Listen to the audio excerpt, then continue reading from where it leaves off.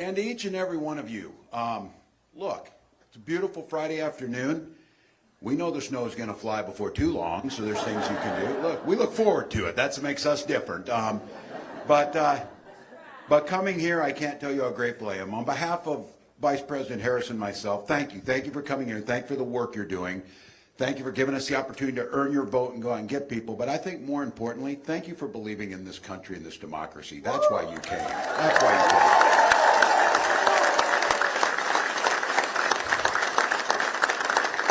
If you needed any more graphic representation, and it's just the way it is, this great nation, this great democracy, one of two people are going to be president of the United States.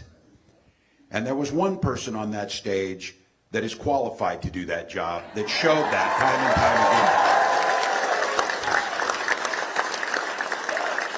again. And while Tuesday night was exciting, I want to be clear about this, because I'm a little bit of shame on folks who I heard some people like, they thought they were being complimentary.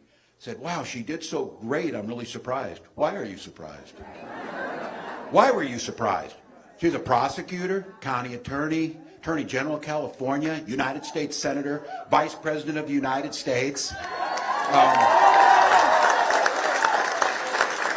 And the next President of the United States.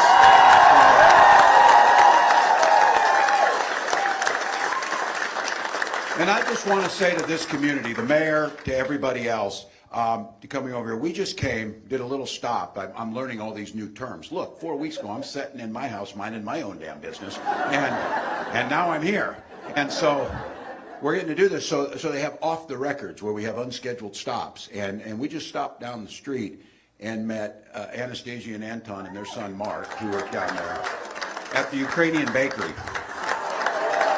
And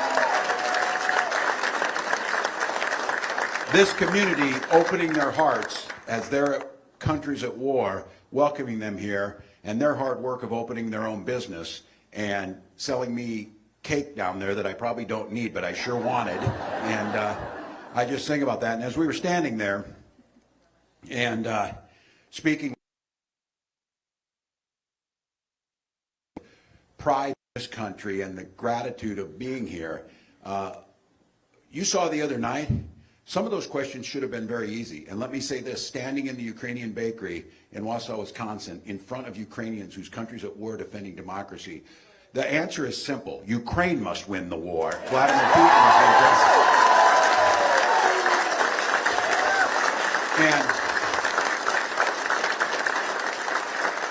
And Russia's the aggressor in this, and we need to stand together. This idea, when you're asked, and you saw Donald Trump be asked, he was asked who did he look up to, who, because Kamala Harris rightly pointed out, because I've all seen this, all the other Democratic leaders have no respect for him. They know where he's at. He continues to side and brag about being friends with the dictators. All the people in the world he could have picked, he picks Viktor Orban, is who he's looking at. Now, what I would tell all of you, we know what they are, but what you saw was a clear way forward. A new way forward for us. And how Wisconsin can't claim credit for forward on every time we say it is something. So you own it. You own it. So, but you heard it clearly lay out and clearly speak to the American public. Talk about what matters to them. Someone who's in it for them. Donald Trump didn't even try and pretend that he's in it for anybody but himself. And look, this is a time, this has been used so much in time trying to scare people through fear. And there's a couple ways. You're the volunteers. Look, Kamala Harris did her job. We got to do our job. That's what we have to do. And you know that if it were about having the best ideas, we'd win every damn election. But unfortunately, the best ideas don't always get over the finish line. So that's where you come in. This is taking that energy, taking that new way forward, taking that vision, lifting up that leader who was there with grace and dignity and vision and intelligence and kindness and compassion, lifting her up, taking that energy and turning it into voter contact and then turning it into ballots at the ballot box. That's our job. That's our job.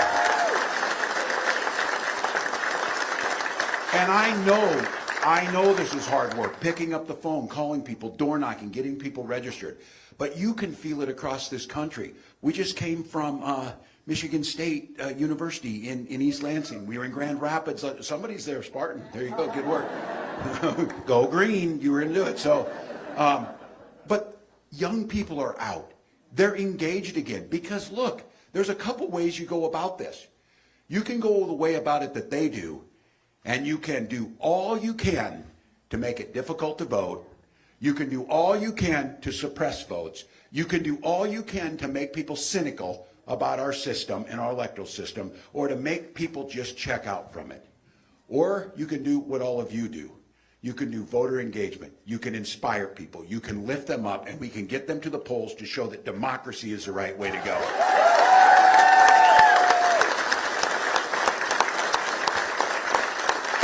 Because let's be clear, the press wants to know what the plans are, and they're asking. That's their job.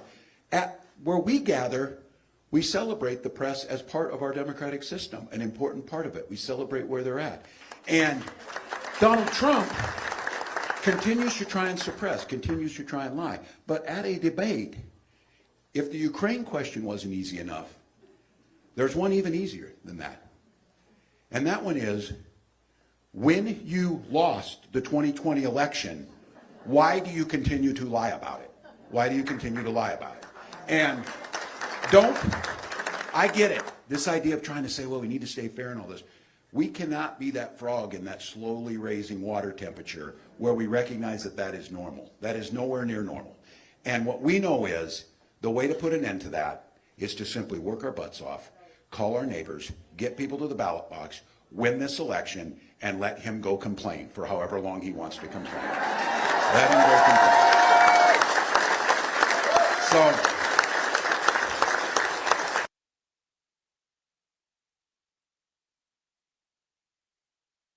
again, yes, we understand this is a means to an end. The means is to elect Kamala Harris, the next president of the United States, and the end of that is a functioning democracy where everybody matters, where women make their own health care choices, where we tackle things. That's what we do. So Donald Trump and some of these folks don't really want to go through all this. It's just easier, as he told some of his folks, just vote this time, you won't have to do it again. You know, there is an argument to be made. It would be easier. None of us would have to do this again. We would just let it go or whatever. Except our country is founded on the principle, over our dead bodies, almost literally, where we allow a dictator to control what we do. We were founded on the idea that this is a privilege. So yes, it's hard work. I know some of you are saying, look, you heard me say it, sleep when you're dead, and some of you are taking it literally. So sleep a little bit maybe. But the privilege of being in this democracy, once again, billions of people around this planet could only imagine gathering as free people in a room to determine how we want to be governed. And then we have a free and fair election. The winner shakes the hand of the person who loses.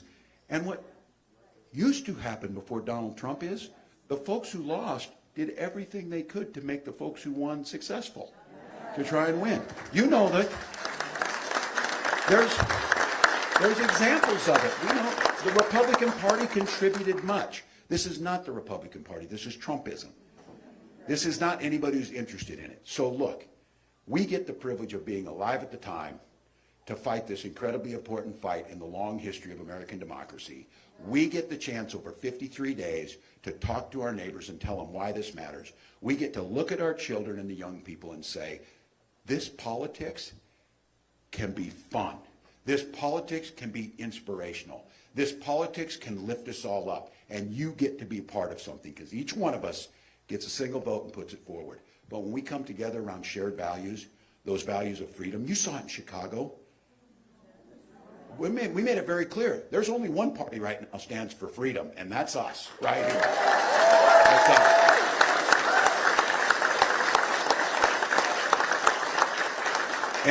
And I will be damned if I will let them think they own the flag to put his picture on it. Right?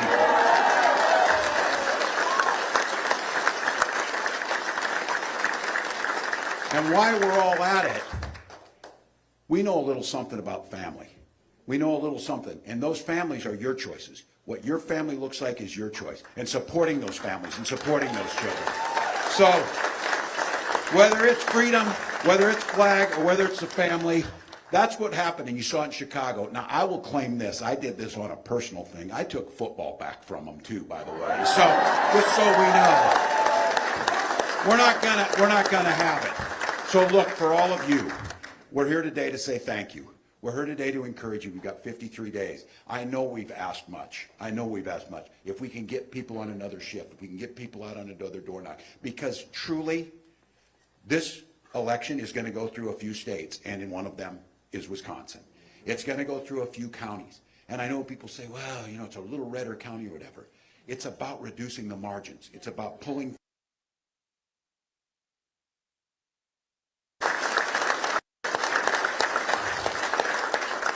Look, a couple thousand votes in a county like this, the way our system is set up, is worth more than 20,000 votes in California or wherever it may be.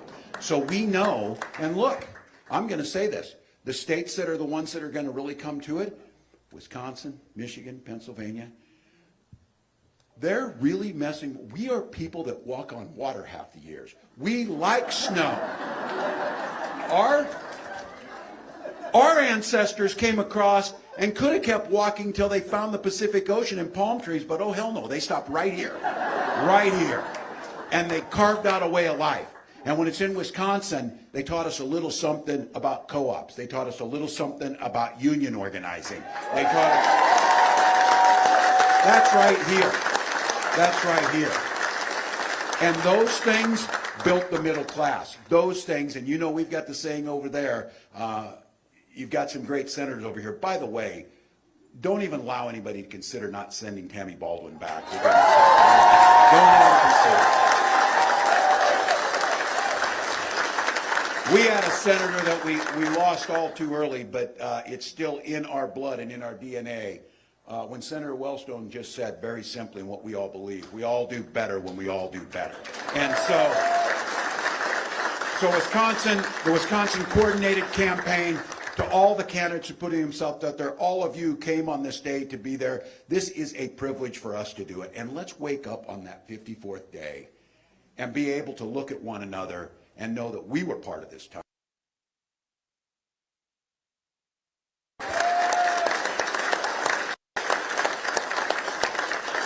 And there's so many reasons, but just imagine the first time you're going to get the opportunity to say, Madam President, it's a privilege to have you. Let's go get them. Thank you.